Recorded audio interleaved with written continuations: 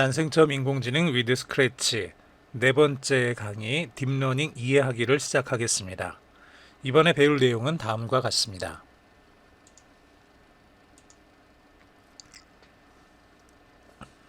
1번 딥러닝에 대해서 알아봅시다.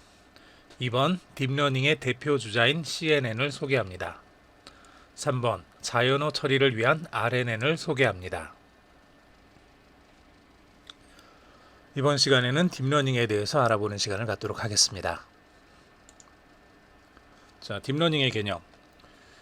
딥러닝은 인공신경망의 일종으로 입력계층과 출력계층 사이에 두 개 이상의 은닉계층을 갖는 심층 신경망을 이용한 학습 방법입니다.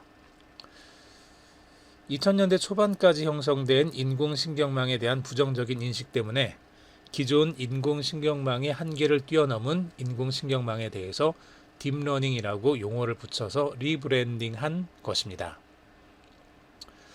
그래서 딥러닝 이전의 것을 보통 SNN, 심플 뉴럴 네트워크, 단순 신경망이라고 부르고, 그 이후에 두 개 이상의 은닉계층을 갖는 신경망을 DNN, 딥 뉴럴 네트워크라고 브랜딩했습니다.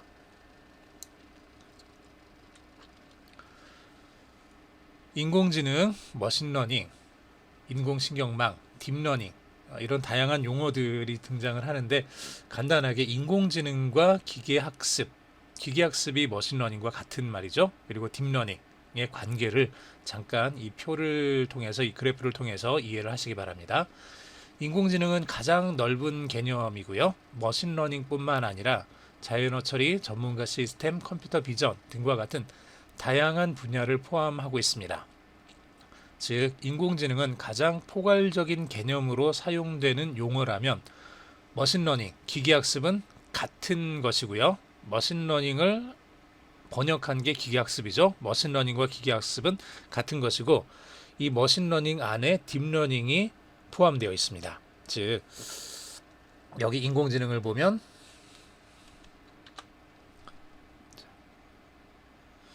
기계가, 여기서 말하는 기계는 보통 컴퓨터를 의미합니다. 일반적으로 우리가 앞으로 얘기하는 모든 기계는 기계과에서 말하는 그런 기계들이 아니라 컴퓨터를 의미합니다. 기계가 인간의 행동을 모방하고 있는 모든 것, 기존의 프로그래밍을 다 포함시킵니다. 두 번째, 기계학습은 인공지능 안에 포함되는 것이죠. 인공지능 안에 포함되는 것인데, 인공지능 중에서 코드로 명시되지 않은 동작을 데이터를 이용해 스스로 학습하는 것을 기계학습이라고 합니다. 즉, 인공지능은 따로 학습을 하지 않는 것들도 포함이 돼요. 인공지능은 따로 학습을 하지 않는 모든 것들이 다 포함이 됩니다. 반면에 기계학습은 꼭 프로그래머가 프로그래밍 언어를 통해서 코드로 명시하지 않은 동작이라도 데이터를 통해서 스스로 학습할 수 있으면 그것을 기계학습이라고 합니다. 이 기계학습도 다양하게 많은 분야가 있는데요. 그 중에 딥러닝이라는 분야가 있습니다. 즉, 기계학습이 곧 딥러닝은 아니다 라고 생각을 하셔야 돼요. 기계학습을 할 수 있는 다양한 굉장히 많은 방법들이 있고, 그 중에 하나로 딥러닝이 있습니다. 그 중에 하나로. 그런데 이 딥러닝이 최근 들어서 많이 두각을 드러내는 이유가, 기계학습에 있는 그 많은 다양한 분야들 중에서 딥러닝을 사용했을 때 나타나는 효과가 가장 두드러지기 때문에, 일종의 그 두드러짐 때문에 다른 분야들보다 딥러닝 쪽이 조금 더 주목을 받고 있습니다. 기계학습 중에서 DNN, 딥 뉴럴 네트워크를 이용한 분야가 딥러닝이 되겠습니다.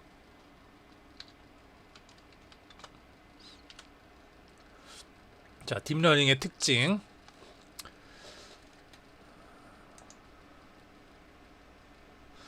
자, 딥러닝의 특징으로 첫 번째, 특징을 추출하는 것이 있는데요. 피처 익스트랙션, 즉 데이터로부터 올바른 결과 도출에 도움이 되는 정보들, 보통 이걸 이제 특징, 피처라고 얘기를 하죠. 이 정보를 뽑아내는 작업입니다. 예를 들어서 고양이와 개를 구분하고자 할 때 올바른 결과 도출에 도움이 될 수 있는 중요한 특징으로 고양이나 개의 꼬리 모양이라든지 혹은 눈동자의 모양 등을 추출할 수 있습니다. 그런데 그때 고양이와 개를 구분할 때 꼬리의 모양과 눈동자의 모양으로 고양이와 개를 구별할 수 있다라고 사람이, 프로그래머가, 개발자가 혹은 그와 관련된 어떤 특징을 컴퓨터에 직접 입력을 하면 그런 방법도 있다고 했죠. 그럴 수도 있습니다. 그렇게 할 수도 있지만 그렇지 않고 컴퓨터가 스스로 사진들을 비교해 가면서 그 특징들을 찾아내는 방법도 있습니다. 이 두 가지가 다 존재한다는 얘기예요. 전자는 우리가 인공지능이라는 관점에서 프로그래머 혹은 인간의 개입을 거기에 포함을 시키는 거죠.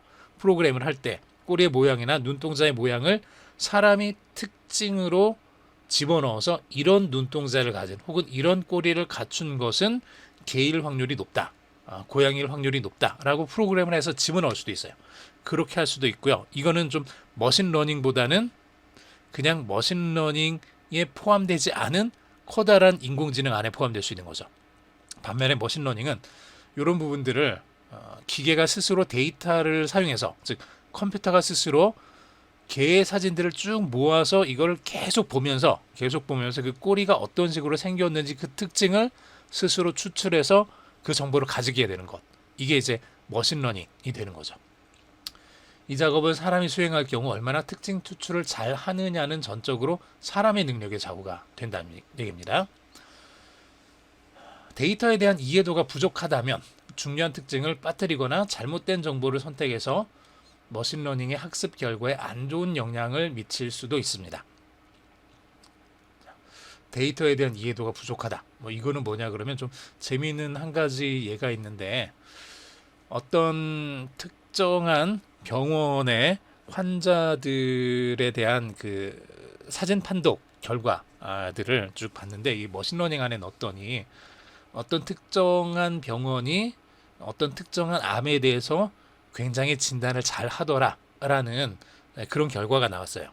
그런데 거기에 들어간 자료들을 찾아봤더니 그 사진 자료들을 썼는데 그 사진 하단에 병원의 이름이 표기가 되어 있었던 거죠. 그러면서 사실상 이제 아마 여러분들도 그러겠지만, 내가 어떤 특별한 암에 걸렸을 때는 특정 암에 대해서 진단을 잘하고 치료를 잘하는 병원을 찾아가는 게 일반적이죠.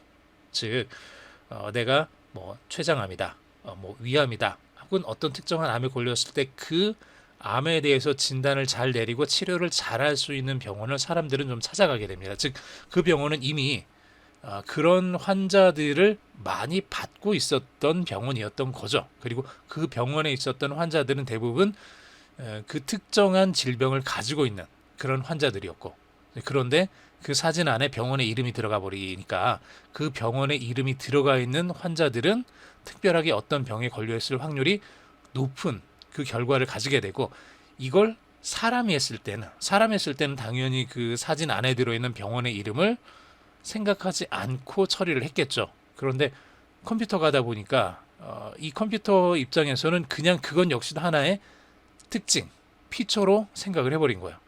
사진 안에 이러이러한 모양의 문자가 들어있는 사진들은 특정 어떤 병에 걸려있을 확률이 높다라고 얘가 처리를 해버린 거죠. 이제 그러다 보니까 데이터에 대한 이해도가 부족했던 거죠. 어찌 보면 사진들을 집어넣을 때 그런 특정 병원에 대한 정보들이라든지 어떤 뭐 아이콘이라든지 이런 것들을 삭제를 하고 넣었어야 되는데 그러지 않고 집어넣었기 때문에 잘못된 정보를 컴퓨터가 받아들여서 그걸로 머신러닝을 했던 이제 그런 일들도 있습니다.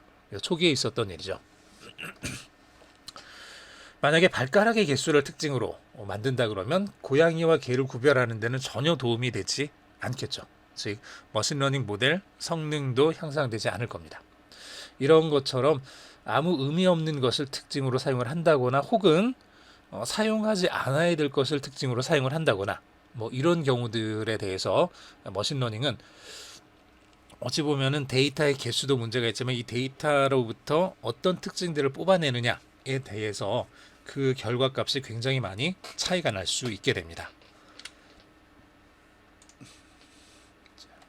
자, 딥러닝은 사람의 도움이 없이 학습 데이터로부터 특징 추출 작업을 수행할 수 있는 그런 시스템인데요. 고양이와 개를 구별하는 예에서 딥러닝은 고양이와 개 이미지로부터 그 둘을 구별하는 데 유용한 특징들을 스스로 찾아낼 수 있습니다. 사람이 수동적으로 특징 추출 작업을 한다고 하면, 사람이 수동으로 특징 추출 작업을 진행을 하는 거예요. 그러면 여기에서 고양이에 대한, 꼬리에 대한 거라, 눈에 대한 거라든지 수염에 대한 거라든지 이런 것들을 사람이 눈으로 보고 수동적으로 특징을 추출해낼 수 있죠. 그럴 수 있어요.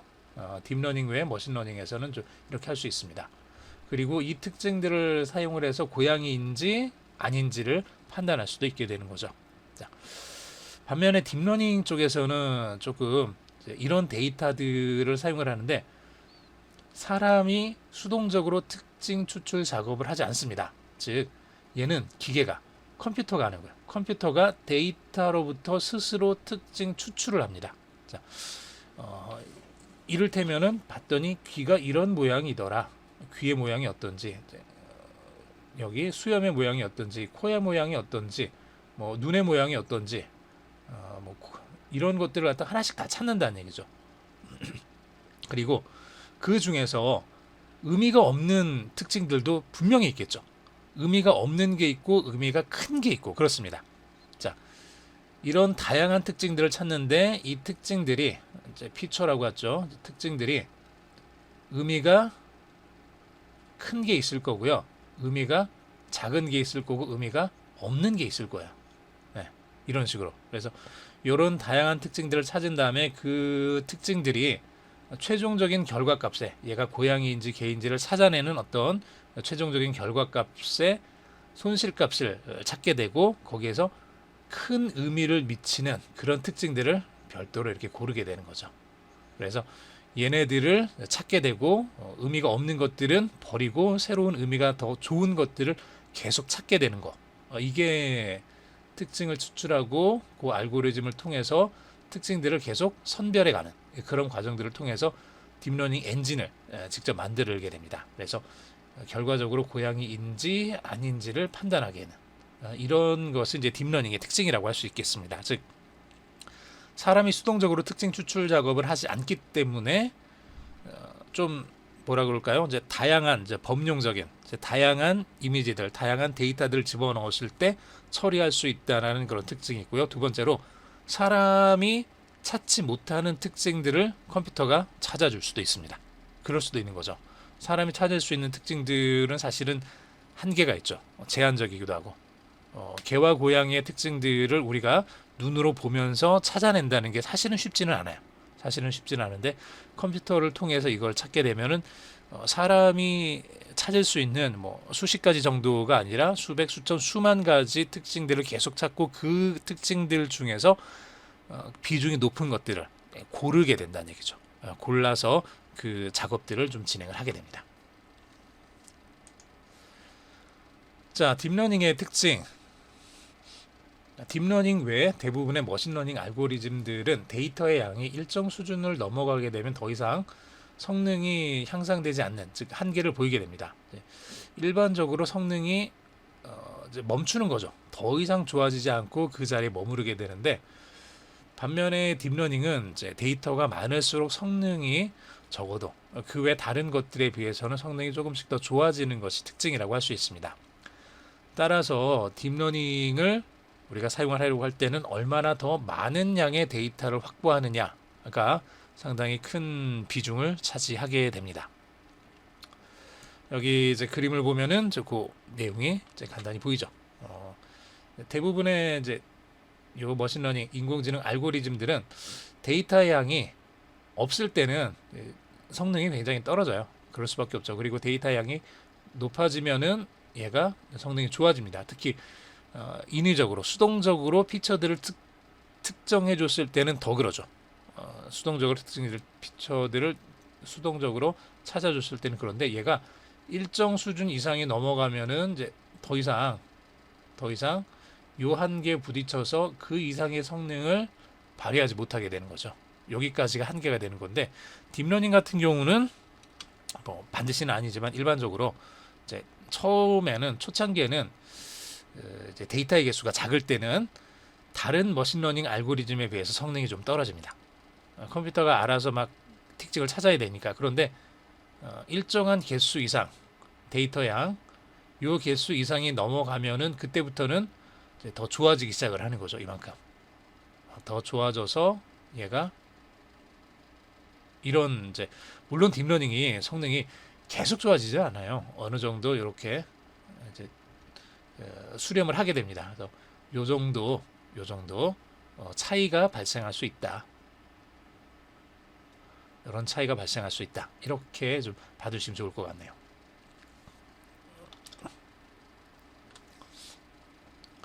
자, 딥러닝의 성공 요인. 딥러닝은 기존 인공신경망의 한계를 극복한 기술이고요. 그리고 딥러닝 학습에 필요한 막대한 양의 빅데이터를 축적할 수 있게 되어서 딥러닝을 성공할 수 있게 됐습니다. 즉, 예전 같았으면은 딥러닝을 감히 생각을 못했을 거예요. 즉, 지금 같은 경우는 이제 컴퓨터의 성능이 굉장히 뛰어나게 이제 많이 발전을 했죠. 그리고 저장 장치의 용량이 아주 커졌죠. 거기에다가 또 클라우드 서비스라는 게 이제 나오기 시작을 했죠.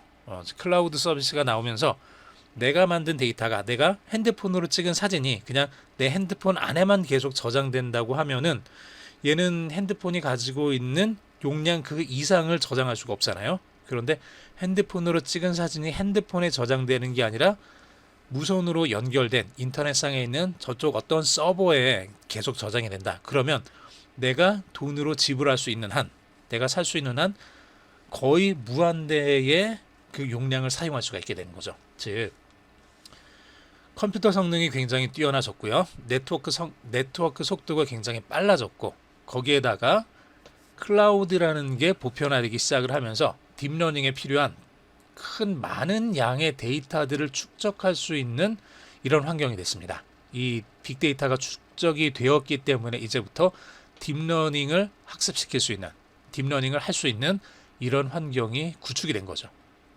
자, 그리고 이 클라우드의 발전은 이제 학습 시에 발생하는 엄청난 계산량을 감당할 수 있는 병렬 처리 컴퓨팅, 분산 처리, 컴퓨터 하드웨어 발전 등이 있습니다. 자, 알고리즘이 좋아졌고, 알고리즘 개선된 거는 우리가 지난번에 이야기를 했었죠. 가장 대표적인 게 어찌 보면 그 백프로파게이션, 이제 역전파 그 알고리즘이에요. 그게 나왔고, 그 이후에도 딥러닝에 필요한 이제 여러 가지 그 디미니싱 그레디언트의 어떤 기울기가 사라지는 문제들이 있었는데, 층이 깊어지면 깊어질수록 그 부분들을 해결하기 위한 다양한 알고리즘들이 계속 나오고 있습니다. 계속 나오고 있으면서 점점 개선이 되는 거죠. 거기에다가 네트워크상으로는 빅데이터를 저장시킬 수 있는, 이제 쉽게 말해서 하드디스크나 SSD라든지 플래시 메모리라든지 이런 것들이 점점 더 발전을 하게 되고, 이전에는 생각도 못했던 손톱만한 이런 반도체 안에 거의 기가급 테라급의 이제 데이터들이 저장될 수 있게 됐을 뿐만 아니라 이제 네트워크상으로 연결돼 있어서 저 멀리 서버 클라우드 환경을 이용을 하게 되면은 저장하는 데 있어서 거의 굉장히 작은 비용으로 굉장히 많은 양의 데이터들을 저장할 수 있는 그런 환경이 만들어졌죠. 그리고 컴퓨팅 파워, 컴퓨터의 기술력이 굉장히 많이 좋아졌죠. 60년대에 비해서 지금은 거의 뭐 몇십 배, 몇백 배, 몇천 배가 아니라 그 이상의 비교하기 힘들 만큼 컴퓨팅이 더 좋아졌습니다. 이런 하드웨어 발전, 주변 환경들의 발전으로 인해서 딥러닝에 성공할 수 있는 요인이 만들어졌습니다. 만약에 이런 것들이 없었다면, 컴퓨터가 60년대 수준에 머물렀고 클라우드 서비스라든지 뭐 데이터 스토리지, 즉 데이터를 저장할 수 있는 그런 기술들이 지금처럼 만들어지지 않았다면, 알고리즘이 아무리 개선된다고 하더라도 딥러닝, 즉 신경망을 사용하는 이런 머신러닝 부분은 그렇게 많이 발전하지는 못했을 거예요. 그런데 이런 부분들이 같이 발전을 하면서 예전에는 그냥 버리는 취급을 했었던 신경망이 딥러닝이라는 딥 뉴럴 네트워크라는 이름을 달면서 다시 한번 연구자들에게 주목을 받고 있는 그런 시대가 됐습니다. 자, 오른쪽이 좀 전통적인 거죠. 우리가 입력이 들어오고 출력이 나올 때 가운데 은닉층이 하나 있는 거. 이게 SNN. 보통 그냥 뉴럴 네트워크, 신경망이라고 했다면 딥 뉴럴 네트워크는 은닉층을 2개 이상을 두는 거죠. 지금 그림에는 간단히 보이도록 하기 위해서 제가 2개만 뒀지만 이게 2개가 아니라 20개, 200개, 2000개, 2만 개가 될 수도 있습니다. 은닉층이. 이렇게 많은 은닉층을 집어넣어서 이 안에서 복잡한 구조를 갖도록 이렇게 만들고 있습니다.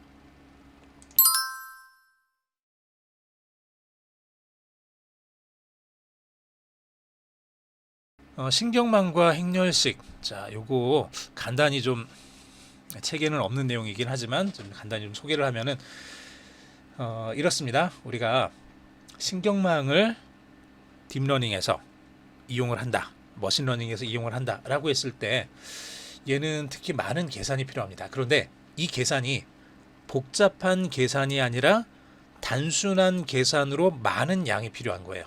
단순한 계산으로. 보시면 여기 왼쪽이 입력이고요. 맨 오른쪽이 출력이죠. 자, 입력과 출력 사이에 중간에 들어가는 많은 활성 함수라든지 이런 것들은 좀 간단히 생각하기 위해서 좀 제외하고 아주 간단한 이제 그 계산만 보도록 하겠습니다.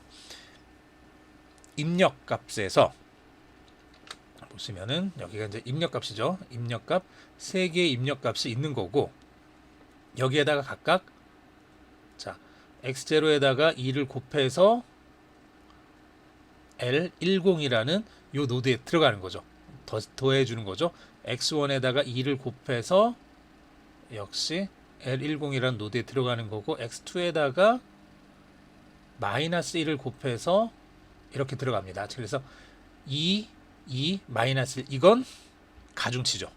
우리가 이전에 얘기했었던 가중치들입니다. 요게 가중치들이고 여기 x0, x1, x2 요거는 입력 값이죠. 입력이 들어오고 입력에다가 가중치를 곱해서 이걸 전체를 다 더해주는 식으로 해서 여기 첫 번째 레이어가 만들어지게 되는 거죠. 그래서 L11 같은 경우는 여기 x0에다가 2를 곱해서 이렇게 들어갈 거고 x1에다가 2를 곱해서 들어갈 거고 x2에다가 여기 점선은 0입니다. x2에다가 0을 곱해서 0이 된 걸로 들어가는 거죠. 뭐 없는 거죠. 그러니까 그래서 x0 곱하기 2 더하기 x1 곱하기 2 해서 L11 이렇게 만들어질 겁니다. 자, L12는요. 역시 마찬가지로 똑같이 그렇게 생각을 해주면 되겠죠. 그래서 여기 x0에다가 0을 곱해서 0을 곱해주는 거고 x1에다가 마이너스 1을 곱해서 이렇게 들어가게 될 거고 x2에다가 역시 0을 곱해서 없어지는 거고 그래서 L12는 x1에다가 마이너스 1을 곱한 값만 가지고 있게 되겠죠. 그리고 각각 이제 여기는 그냥 여기까지만 하겠습니다. 이제 바이어스 편차값이 편향값이 더해질 겁니다. 이런 식으로 해서 요 세 개의 값 L10, L11, L12가 만들어질 겁니다. 그리고 각각의 다시 L20, 21, 22 이 세 개의 값이 만들어질 때는 여기다 2를 곱해서 이쪽으로 갈 거고 여기다 2를 곱해서 이쪽으로 갈 거고 여기다 마이너스 1을 곱해서 이쪽으로 가서 세 개를 더해서 이게 만들어지겠죠.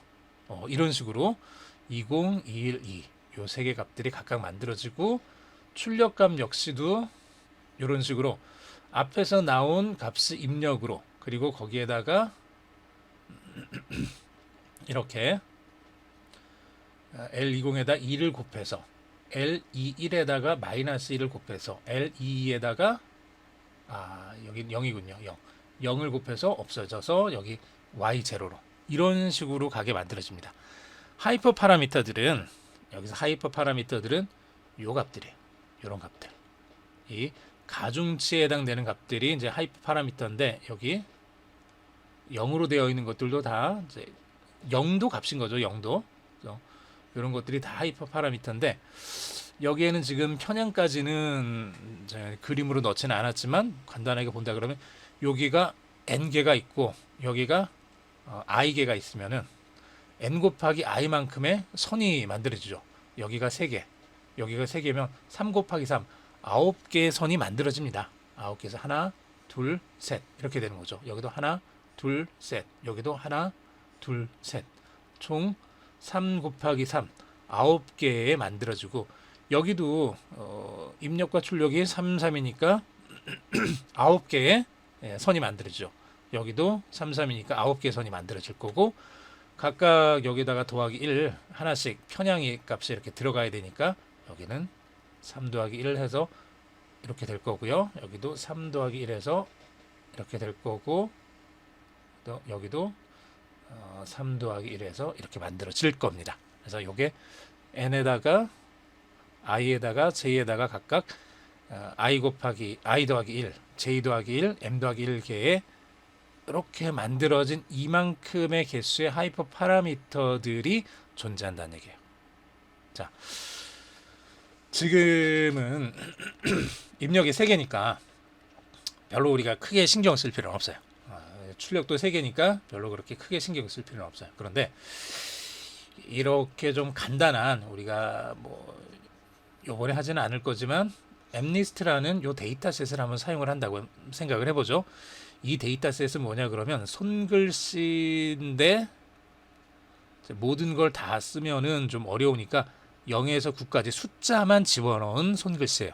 그래서 최종적인 뭐 고등학생들하고 이제 그 연구원들한테 0에서 9까지 글씨를 종이에 쓰게 해서 그걸 스캔 받아가지고 받아놓은 데이터셋이에요.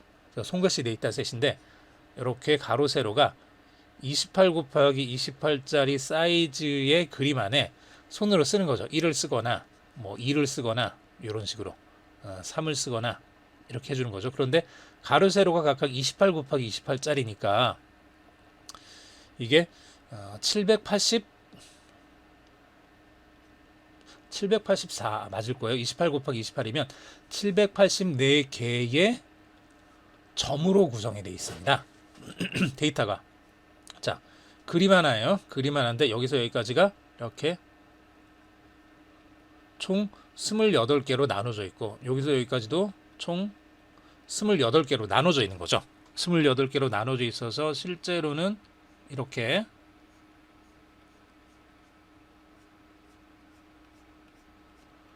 돼 있다고 생각을 하시면 돼요. 이렇게 되어 있는데 여기다가 사람이 글씨를 쓴다는 얘기는 이런 식으로 점들마다 0 또는 1로 이렇게 채워져 있게 되는 거죠. 그래서 얘는 2다, 얘는 3이다. 그런데 사람이 항상 깔끔하게 이렇게 글을 쓰지는 않죠.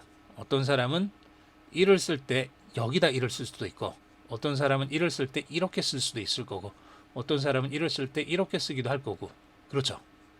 다양하게 쓸 거예요. 오른쪽 끝에다가 쓰기도 할 거고 자 왼쪽 끝에 있는 거 오른쪽 끝에 있는 거 이렇게 기울어지는 거 그리고 끝부분이 이렇게 들어가 있는 거 다양하게 있을 거란 얘기예요. 이것들을 각각 28 곱하기 28 해서 784개 점으로 만들어줘요. 그러면은 여기가 784개의 원이 들어가는 거예요. 입력으로. 출력은 뭐죠? 출력은 우리가 이 사진을 하나를 집어넣어서 뭘 하고 싶냐 그러면 얘가 0인지 1인지 2인지 9인지 어떤 건지를 알고 싶은 거죠. 그러면은 보통 우리가 어떻게 해주냐 그러면 여기는 y 0부터 8까지 해주면 되겠네요. 얘는 9까지 해줘야 되네. 9까지. 얘가 0일 확률 값을 여기다가 좀 저장을 하겠습니다. 여기는 1일 확률, 여기는 2일 확률 쭉 가서 여기는 9일 확률을 갖다가 적어주는 거죠. 그러면 어떤 숫자 이런 사진이 하나 들어왔을 때 자 이렇게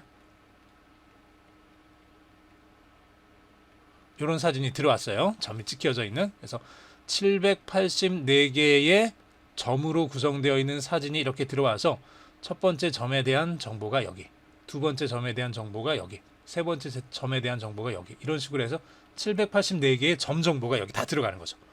그래서 이렇게 쭉 서류에서 맨 마지막에 왔던 여기가 이를테면 0.01이다. 여기는 0.02다. 여기는 0.72다. 이런 식으로 되면 얘는 0일 확률은 0.01인 거고 1일 확률은 0.02인 거고 2일 확률은 0.72인 거고 그러니까 쉽게 우리가 많이 쓰는 퍼센트로 하면 72%, 얘는 2%, 얘는 1% 이런 식으로 결과가 나오게 만들어 볼 수 있다는 얘기죠. 이런 식으로. 그럴 때 여기 선의 개수는 몇 개가 될까요? 선의 개수는 이렇게 2층으로 한다고 하고 여기도 784개 똑같이 해볼까요? 784개 여기 784개 여기 784개면 요 선의 개수는 784 곱하기 784 더하기 1 이렇게 여기서 여기까지 선의 개수가 이렇게 된다는 얘기예요. 784의 제곱은 꽤 크죠. 그냥 700개로만 우리가 생각을 해봐도 77은 49 벌써 49,000개죠. 49,000개. 여기 선의 개수가 49,000개. 여기도 49,000개. 여기는 몇 개죠? 여기가 700개 하고 뒤에 10개. 10 더하기 1인데 그냥 10개로 하죠. 그럼 여기는 7,000개. 네, 그렇죠. 49,000, 49,000, 7,000. 더해주면 벌써 5만 10만 5천인가요? 자, 요 10만 5천이 뭐냐 그러면 여기 있는 선의 개수예요. 선의 개수가 10만 개다. 10만 개다라는 얘기는 우리가 조작해야 될 스위치가 10만 개다라는 얘기예요. 여러분들이 비행기 파일럿으로 자리에 딱 앉아 있는데 여러분들 눈앞에 10만 개의 스위치가 있는 거예요. 10만 개의 스위치에 켜고 끄고 이것만 하면 좋은데 이렇게 돼 있는 거죠. 이렇게. 그래서 어느 쪽에 이렇게 맞춰가지고 둘 거냐 이거죠. 얘를 0부터 1까지 이렇게 많은 것 중에서 내가 0.5에 둘 건지 0.15에 둘 건지 0.95에 둘 건지 이걸 갖다 맞춰야 되는 거예요. 이런 스위치가 10만 개가 눈앞에 있는 거예요. 요 10만 개의 스위치들을 요런 10만 개의 스위치들을 하나씩 찾아가지고 정확한 위치에 잘 맞춰주면 얘는 아주 멋진 그냥 손으로 쓴 글씨가 들어오면은 얘가 2일 확률이 99%입니다. 이런 식으로 이제 결과값을 갖다 보여주는 이런 게 된다는 얘기죠. 자, 이걸 계산하려면은 방금 봤던 것처럼 요 784짜리 아주 간단한 실제로 여러분들 사진 보면은 이제 가로 세로 크기가 어느 정도죠? 보통 여러분들이 일반적으로 사용하고 있는 그냥 좀 평범한 사진들 봐도 1024, 768 많이 보는 사진이죠. 크게 1024, 768 요 정도 사진은 봐야지 이게 사진인가 보다 하지 가로 세로 28 곱하기 28짜리 사진 생각을 한번 해보세요. 28비트 28비트 요거 28짜리를 이거 10개를 붙여도 280이에요. 10개를 붙여도 280 1024하고 280 가로 세로 280짜리 사진을 봐도 이게 되게 작은데 여러분들이 일반적으로 보는 사진은 28에 거의 5배 이상 되는 요런 정도 1024 이런 사진을 볼 건데 28이면은 요 정도죠. 요만큼. 예. 이렇게 작은 사진. 옆으로 점으로 28개가 이렇게 연결되어 있는 거예요. 아래쪽으로도 28개가 연결되어 있고 요거를 사진 하나라고 이제 보는 거죠. 근데 그게 들어왔을 때도 여기가 784개의 입력인데 만약에 1024짜리 이게 들어오게 되면 이게 이 입력값이 몇 개가 될 것 같아요? 가로 세로 1000 곱하기 1000짜리 사진이 들어왔다. 1000 곱하기 1000짜리다. 그러면은 1000 곱하기 1000이니까 100만이잖아요. 100만. 1000 곱하기 1000. 요 입력값이 100만 개가 있어야 된다네요. 여기에 100만 개가 있어야 된다. 이건 컴퓨터가 아무리 좋아도 쉽게 처리하기가 간단하지 않습니다. 절대로. 그래서 1000 곱하기 1000짜리 사진을 처리하는 그런 신경망, 그런 엔진들은 생각보다 쉽지 않아요. 그래서 대부분은 이게 1000 곱하기 1000짜리 사진이 들어오면 얘를 그대로 하기보다는 얘를 줄이죠. 크기를 얘가 처리할 수 있는 이를테면 그 안에 있는 이제 그림들의 윤곽이 어느 정도 보일 수 있을 정도의 수준으로 얘를 가능한 줄여요. 28 곱하기 28짜리 정도로 줄여도 좋고 안 되면은 한 300 정도라도 얘가 처리할 수 있는 이 시스템에서 처리할 수 있는 정도의 크기로 줄여가지고 이미지 크기를 줄여가지고 맞춰가지고 여기다 집어넣는 식으로 이런 식으로 처리를 하게 됩니다. 자, 많은 계산이 필요하다는 얘기예요. DNN은 특히 이게 입력과 출력 두 개만 있는 게 아니라 두 개의 은닉층이 적어도 두 개의 은닉층이 들어가게 되는 순간 얘는 어마어마하게 많은 계산량이 필요해요. 그래서 방금 봤던 것처럼 뭐 784개짜리만 해도 지금 어마어마한데 가로 세로가 뭐 100 곱하기 1000 곱하기 1000짜리다. 여러분들 가로 세로 1000 곱하기 1000짜리 사진을 보면은 이게 굉장히 화질이 흐리다. 좀 떨어진다. 이렇게 생각할 거예요. 그런데 이거도 요런 머신러닝 시스템 안에 집어넣기에는 굉장히 큰 사진이다. 이렇게 생각을 하셔야 돼요. 요거 집어넣으면 100만 개가 필요하다니까 여기가 100만 개 곱하기 100만 개 해주면 얼마예요? 이거 개수가 100만 곱하기 100만은 이렇게 100만은 이거죠. 100만 거기다가 다시 0이 이렇게 들어가야 되죠. 그러면 이게 벌써 100만, 1000만, 1억, 10억, 100억, 1000억, 조 단위가 되죠. 조 단위. 여기 100만 곱하기 100만짜리 1000 곱하기 1000짜리 사진 집어넣어서 여기가 여기 은닉층하고 이거랑 똑같이 개수 맞춘다 그러면 벌써 1쪽에 하이퍼 파라미터들을 저장시켜야 된다는 얘기예요. 못하죠. 이렇게는. 네. 줄이더라도 많은 계산이 필요한 게 DNN입니다. 자, 그래서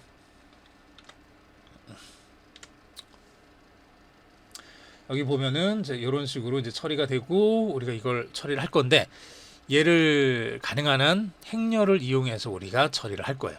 행렬을 이용해서 이를테면 나눠 가지고 하는 거죠. 여기서 처음부터 끝까지 한꺼번에 다 하는 게 아니라 입력과 출력 단위로 x0, x1, x2가 입력이 되는 거고 L10, L11, L2가 출력이 되는 거죠. 입력과 출력 사이에 L10은 x0에다가 2를 곱해주고 x1에다가 2를 곱해주고 x2에다가 마이너스 1을 곱해서 더해주는 거죠.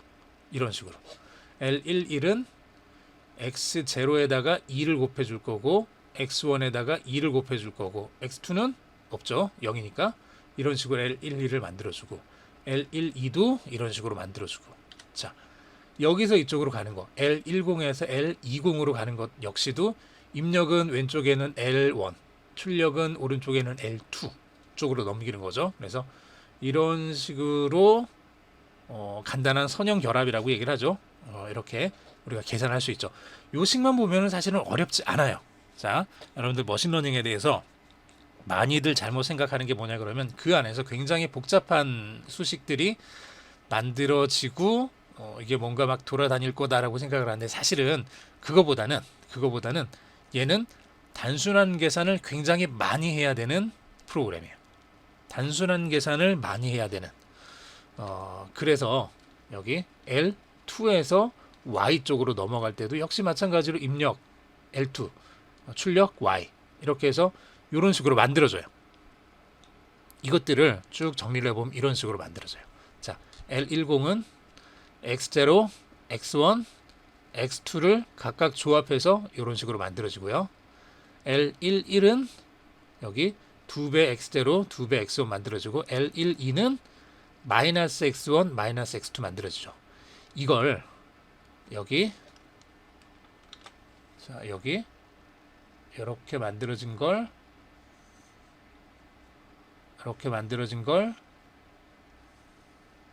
이렇게 L1은 X라는 입력에다가 앞에 보이죠? 2, 자 여기 2, 마이너스 1 그렇죠? 2, 마이너스 1 그 다음에 여기 2, 0 그래서 2, 0 될 거고요. 그 다음에 x 제로 없죠. 제로 마이너스 1 마이너스 1 제로 마이너스 1 마이너스 1 이렇게 행렬식으로 우리가 표현할 수 있습니다. 행렬식으로 표현하는 거는 대부분의 이제 프로그래밍 언어에서 행렬식을 사용하는 이유는 빠르게 계산을 하기 위해서요. 행렬 계산을 해줄 수 있는 이제 별도의 그리고 좀 빠른 라이브러리들은 대부분의 프로그램 언어가 가지고 있습니다. 그래서 이걸 가지고 있기 때문에 이 행렬식으로 계산을 표현을 할 수 있다는 얘기는 얘는 빠르게 계산을 해야 된다는 얘기예요. 이제 여기서부터는 자 이렇게 해주고 L20은 자 L10이 만들어졌으면 L1이 만들어졌으면 L2는 요거 만들어진 걸 배경으로 해서 이제 만들 수 있죠. 자, 여기 요게 만들어질 거고 얘를 사용해서 다시 행렬식으로 표현해주면 10, 11, 12. 자, 여기는 0, 0이죠. 0, 0. 그래서 2, 2, 마이너스 1. 여기 2, 2, 마이너스 1. 여기는 마이너스 1, 0, 0. 마이너스 1, 0, 0. 그 다음에 여기 2, 마이너스 1, 2. 2, 마이너스 1, 2. 이렇게 집어넣어서 요 행렬에다가 위에서 구한 L10을 곱해주면 L2가 되더라. 이렇게 만들어지는 거죠. 자, 입력값에다가 이 행렬을 곱해서 L1을 만들어주고 만들어진 L1에다가 행렬을 곱해서 L2를 만들어주고 만들어진 L2에다가 여기 또 행렬 여기 2 마이너스 1 0이죠. 마이너스 1 마이너스 1 0이죠. 2 0 0이죠. 그래서 요 행렬에다가 L20 앞에서 만들어진 거 곱해서 최종적인 결과값 y라는 결과를 만든다.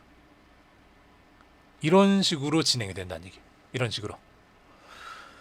자, 절대로 복잡하거나 어려운 게 아니라 단순한 계산을 많이 하는 게 머신러닝의 가장 핵심입니다. 단순한 계산을 많이 하는 거. 일부러 그런 식으로 만들었어요. 일부러 그런 식으로. 그래서 이거를 여러분들이 조금 좀 잘 봐주시기 바랍니다. 자, 그래서 자, 실제로 여러분들이 이제 행렬식을 사용해서 푼다 그러면 이런 식으로 계산이 되겠죠. 입력으로 들어온 거에다가 첫 번째 계산 행렬식에 있었던 값들 곱해주고 요 결과에다가 두 번째 계산 행렬식에 행렬을 곱해주고 요 결과에다가 세 번째 행렬을 곱해서 최종적인 출력값을 만들어냅니다. 이런 식으로 만들어져요. 자, 얘네들이 이렇게 써놔서 복잡한 것처럼 보이고 뭔가 대단한 것처럼 보이지만 실제로 여러분들이 행렬을 만약에 공부를 했다면은 행렬 이제 요거를 이제 대학에서는 이제 선형대수라는 과목에서 또 다뤄요. 네. 실제로 선형대수 쪽에서 배우는 행렬 중에서 지금 우리가 이 공부하고 있는 요 내용을 이해를 하기 위해서는 실제로 선형대수 쪽에 있는 거 한 10% 정도만 알면 되십니다. 10%도 필요 없어요. 10%도 필요 없어요. 그냥 얘를 계산하는 방법만 알면 돼요. 행렬과 행렬을 곱하는 방법 이것만 알면 돼요. 행렬과 행렬을 곱하는 방법. 선형대수 들어가면 행렬 가지고 다루는 게 되게 많아요. 아이젠벡터, 아이겐밸류 등등 해가지고 트랜스포즈도 있고 다양하게 많은데 알아두면 다 좋죠. 알아두면 다 좋은데 그게 아니라 굳이 맨 앞에 행렬과 행렬의 곱셈, 행렬 곱에 대해서만 여러분들이 알아두시면은 요 내용은 이해하는데 전혀 지장은 없습니다. 요 내용은 지장. 그리고 이렇게 행렬을 사용하는 이유는 앞에서 얘기했던 것처럼 우리는 복잡한 계산을 하려는 게 아니라 어려운 함수나 어려운 수식을 쓰려는 게 아니라 그냥 덧셈과 곱셈만 사용을 하려고 해요. 덧셈과 곱셈만 사용을 할 건데 그게 많기 때문에 쓰는 거예요. 자, 그러면 덧셈과 곱셈이 많을 때 이 계산을 어떻게 해주면 좋으냐? 여러분들 컴퓨터가 대부분 다 CPU를 가지고 있죠. CPU를 가지고 있고 GPU를 또 가지고 있어요. GPU. 자, 이렇게 생각을 하죠. CPU와 GPU의 차이는 뭐냐? 그럼 CPU는 무조건 있어야 되는 거예요. 얘는 이제 컴퓨터가 다루기 위해서는 이제 두뇌라고 생각을 하시면 돼요. 얘는 두뇌. 그럼 GPU는 뭐냐? GPU는 이제 두뇌로 계산을 해도 되는데 그러지 않고 조금 단순한 계산들을 맡기기 위한 그냥 이제 저 외부에다가 맡기는 이제 알바라고 좀 생각을 해보겠습니다. 자, 아주 복잡한 여러분 회사에 있는데 이를테면 회사에 들어왔는데 아주 복잡한 계산을 해야 돼요. 이제 회사의 운명이 걸린 어떤 정책에 대한 가부를 결정을 해야 돼요. 그러면 이거를 외부에 맡길 수 있나요? 못 맡기죠. 내가 일일이 하나씩 다 들여다보면서 계산을 해봐야 되죠. 혹시나 어디가 틀렸을까 이제 반복해서 계산하고 반복해서 계산해서 문제가 없다는 걸 확인해야 되는 거예요. 요 작업이 CPU에서 하는 작업이에요. 자, 그러면 외부 알바는 뭐냐? 이 작업을 계산을 하려고 봤더니 회사에 있었던 굉장히 많은 서류들이 필요해요. 재정 서류도 필요하고 회계 서류도 필요한데 회계 서류에 보면 그 영수증들이 막 처리돼 있을 거 아니에요. 영수증들이 하루에도 영수증들이 뭐 몇십 몇백 몇천 장씩 이렇게 들어올 건데 여기에 뭐 100원짜리 영수증, 요거 200원짜리, 이거는 1000원짜리, 이거는 10,000원짜리. 이거를 다 합산해서 더해서 얼마를 지출했는지를 알아야 되죠. 이거를 회사 중역 뭐 CEO나 뭐 이런 사람들이 일일이 하고 있지는 않죠. 이걸 그냥 외부 용역을 주거나 누구한테 맡기거나 이렇게 하죠. 그러면은 다른 사람이 여기 있는 숫자들 하나씩 그냥 계산기에 집어넣어서 그냥 더해주기만 하면 되는 거죠. 자, 요 일은 어떤 일이냐 그러면 GPU가 하는 일은 간단한 일인데 많은 일이에요. 그냥 더하기 빼기 덧셈과 곱셈 요 두 가지라고 생각하시면 돼요. 요 두 가지인데 굉장히 많아요. 즉 단순한 일이 많은 거, 이게 이제 GPU에서 하는 일입니다. 그래서 GPU는 여러분들이 이제 컴퓨터에서 뭐 유튜브나 이런 데 좀 찾아보면 GPU 작동 원리 이런 걸 보시면은 CPU는 보통 코어가 하나짜리, 예전에는 하나짜리였고 최근에는 4개에서 뭐 8개 정도까지 만들어져요. 코어가 8개예요. 그런데 GPU는 코어가 이렇게 조그마한 코어가 요 안에 이제 닥지닥지 붙어가지고 뭐 이제 1000개, 2000개 뭐 이렇게 뭐 10만 개 이렇게 들어가요. 이렇게 조그마한 요거 하나가 이제 컴퓨터 하나라고 생각하시면 돼요. 아주 작은 여러분들 책상 위에 있는 계산기 같은 정도의 성능을 발휘할 수 있는 CPU가 여기 이렇게 수십 개가 아니라 수천 개, 수만 개 박혀 있다고 생각하시면 돼요. 그래서 얘네들한테는 아주 간단한 일, 이를테면 75 곱하기 250, 요 일을 첫 번째 애한테 주고 두 번째 애한테는 뭐 80 곱하기 250, 750 주고 세 번째 애한테는 이를테면은 92 더하기 뭐 105 뭐 이런 값을 주는 거죠. 그래서 이렇게 나온 값들이 이 안에서 하나씩 계산되고 이 안에서 더하기 빼기 곱하기 나누기 해서 만들어진 값을 CPU 쪽으로 주는 게 GPU에서 하는 일입니다. CPU. 그래서 여기 행렬 계산을 할 때 단순한 행렬인데 이 계산할 양이 많기 때문에 보통 우리가 이제 머신러닝을 한다, 인공지능을 한다, 딥러닝을 한다 라고 얘기를 하면은 특히 그냥 쓰는 건 상관이 없는데요. 요걸 학습을 시킬 때 제일 중요한 게 이제 GPU라고 생각을 하시면 돼요. GPU가 어떤 걸 쓰느냐, 여기에 뭐 쉽게 말해서 여기 코어가 100개짜리를 쓰느냐 1000개짜리를 쓰느냐 아니면은 10만 개짜리를 쓰느냐에 따라서 이제 달라지는 거죠. 1000개짜리를 쓴다는 얘기는 계산할 수 있는 손이 1000개가 있다는 얘기고 10만 개짜리를 쓴다는 얘기는 계산할 수 있는 손이 10만 개가 있다는 얘기예요. 아주 작은 계산할 수 있는 컴퓨터 10만 개, 계산할 수 있는 컴퓨터 1000개, 요 차이인 거죠. 그래서 이런 것들이 있어서 GPU를 일반적으로 여기서 많이 사용을 하게 됩니다. 있고 없고의 차이가 굉장히 커지는 거죠. 그래서 왜 머신러닝을 할 때 GPU를 이야기를 하는지 이걸 여러분들이 조금 이해를 해주시면 좋을 것 같아서 이걸 잠깐 얘기를 했습니다.